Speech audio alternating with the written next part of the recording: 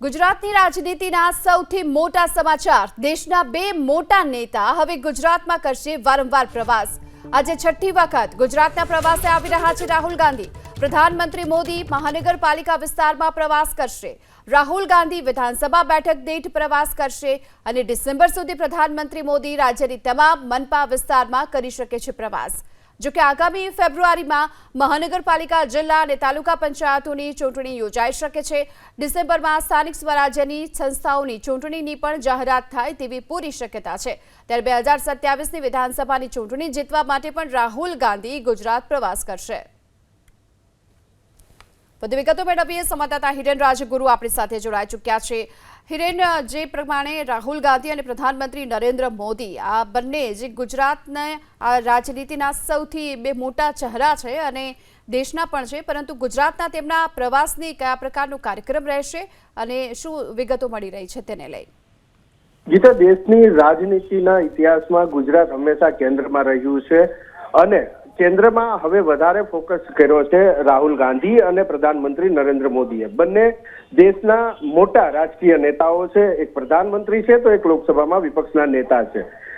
ચૂંટણી ફોકસ છે બંનેના પ્રવાસ ગુજરાતમાં જે થવાના છે એમાં।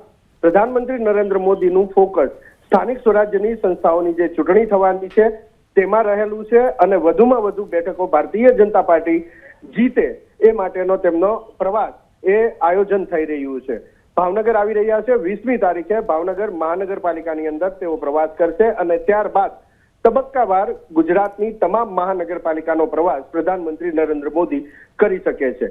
ડિસેમ્બર મહિનાની અંદર સ્થાનિક સ્વરાજ્યની સંસ્થાઓની ચૂંટણીની જાહેરાત થાય તેવી શક્યતા છે અને આ ચૂંટણી ફેબ્રુઆરી મહિનામાં યોજાય તેવી પૂરેપૂરી શક્યતા સામે આવી છે। ફેબ્રુઆરી મહિના સુધીમાં રાજ્યની તમામ મહાનગરપાલિકા વિસ્તાર, જિલ્લા પંચાયત ક્ષેત્રની અંદર પ્રધાનમંત્રી નરેન્દ્ર મોદી આવે અને આ બેઠકો જીતવા માટે, વધુમાં વધુ બેઠકો જીતવા માટેના પ્રયાસ ભારતીય જનતા પાર્ટી વતી કરે તેવી શક્યતા હાલ જાણવા મળી રહી છે। બીજી વાત રાહુલ ગાંધીની કરીએ તો રાહુલ ગાંધી આજે પણ થોડા સમયમાં જ જૂનાગઢના પ્રવાસે આવવાના છે।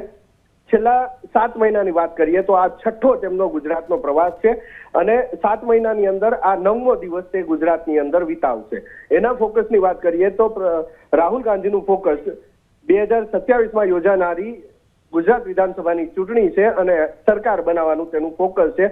એના માટે તેઓ આ પ્રવાસ કરી રહ્યા છે। ન માત્ર કરી રહ્યા છે પરંતુ આગામી દિવસોમાં વિધાનસભા દીઠ તે પ્રવાસ કરવાના છે। એક વિધાનસભાની અંદર 3 દિવસ લગભગ તે વિતાવશે એ રીતનું આયોજન હાલ કોંગ્રેસ દ્વારા થઈ રહ્યું છે। આ પ્રવાસ તેમના આ મહિનો પૂરો થાય એટલે તુરંત શરૂ થશે એ પ્રકારની માહિતી પણ મળી રહી છે। સૌથી મહત્વપૂર્ણ બાબત કે ગુજરાત વર્ષોથી રાજનીતિના ઇતિહાસમાં દેશની રાજનીતિનું કેન્દ્ર રહ્યું છે, પરંતુ હવે એ ફોકસ વધવાનો છે અને પ્રધાનમંત્રી નરેન્દ્ર મોદી હોય કે લોકસભામાં વિપક્ષના નેતા રાહુલ ગાંધી હોય, બંને વારંવાર ગુજરાતમાં પ્રવાસ કરતા જોવા મળશે, પોતાના પક્ષને મજબૂત કરતા જોવા મળશે અને વધુમાં વધુ બેઠકોથી જીત મળે એ રીતના પ્રયાસો બંને નેતાઓ કરશે।